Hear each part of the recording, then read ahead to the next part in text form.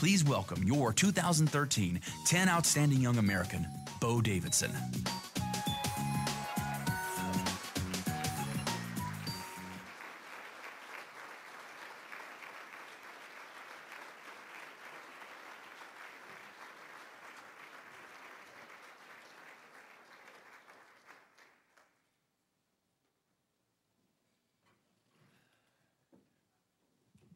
Wow. Well, thank you all. I just want to let you guys know that while the March of the 10 Outstanding Young Men was playing, I conferred with Nathan Osmond, and we have lyrics already composed for next year.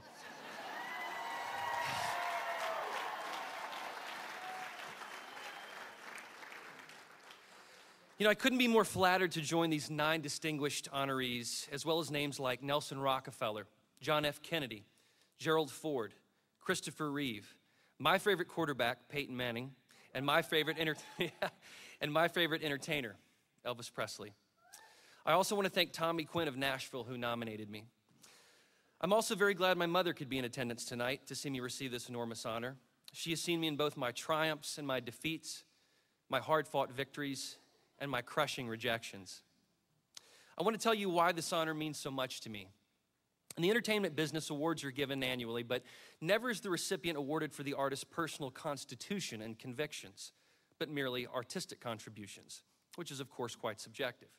I know how much this award meant to Elvis, and as a native of Memphis, I was astounded that at Graceland, out of all the gold records and awards that adorn the walls, there are only 2 tiny Grammys sitting in a case, and both of them were for his arrangements of gospel songs. But at Graceland, his JC's award and the tuxedo he wore are on prominent display. In great deeds, something abides. On great fields, something stays.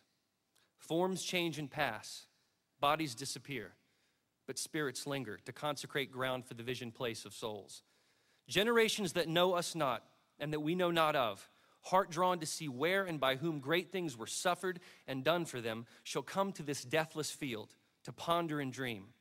And lo, the shadow of a mighty presence shall wrap them in its bosom, and the power of the vision pass into their souls. Joshua Lawrence Chamberlain said these words during the Civil War, and I think they bear repeating, because the 10 of us here tonight have had the torch passed to us so that we too can ponder and dream and have vision pass into our souls. This is our legacy as young Americans, to be outstanding as a reflection of our predecessors, and to be outstanding as an example to future generations that we know not of. We live in an exceptional nation with exceptional opportunities at an exceptional time in history.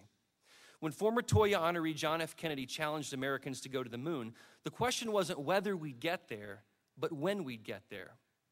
I owe a great deal of thanks to Governor Mitt Romney, for whom I campaigned last year. His trust that I would represent his principles was a hallmark of my young career. His optimism in this country and its people was truly infectious. He believes America is exceptional, and I do too. I witness his grace in his victories and his grace in his concession. He inspired me to continue my entrepreneurial journey in a very whimsical industry. I'd like to tell you the story of how my view of America as an exceptional nation turned into an entrepreneurial success for me. As a songwriter, they say, write what you know. And I would write about love and romance, but I also knew that America was a blessed nation. So I decided to write about that theme. The following lyrics went from my head to paper. We are blessed to live in freedom, blessed to live in peace, blessed with food and shelter, blessed with life on lease, blessed to gather freely, blessed to have a voice, blessed that someone braver fought so that we could have a choice. I made a recording of that song and I sent it to a television producer in Los Angeles. He invited me to perform it on a Veterans Day episode of a major TV show on CBS. And so I then had the vision to turn that song into a documentary-style music video and employ veterans of all our major conflicts to tell their story of how they felt blessed to serve their country. All of them had very inspiring words. And I think there's one sentence that perhaps stood out to me the most, spoken by Master Sergeant Donald Hall. Freedom isn't just a concept. I think it's a way to live. It's something we can give. I sang that song in front of millions on national TV at the Republican National Convention. And I have to tell you, to sing your original lyrics and melody in front of the world is something I will never forget. That video made its way to national television, debuting on July 4th of last year. And since that time, many veterans have contacted me to show their appreciation for the video. I found that the JC's creed is absolutely true, that service to humanity is the best work of life.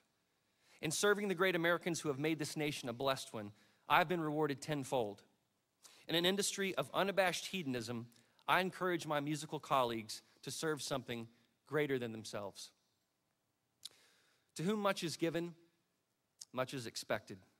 And we outstanding young Americans have an obligation to serve and to be a beacon, not just in our communities, our churches, our synagogues, and our states, but to our country and to the world. We're at a pivotal point in history, and I'm grateful that the JCs have honored me with this distinction. Elvis Presley closed his speech in 1971 by saying that he'd keep singing a song. And I'd like to honor him by saying, I will too. I'll keep singing the song of America. Thank you, and God bless.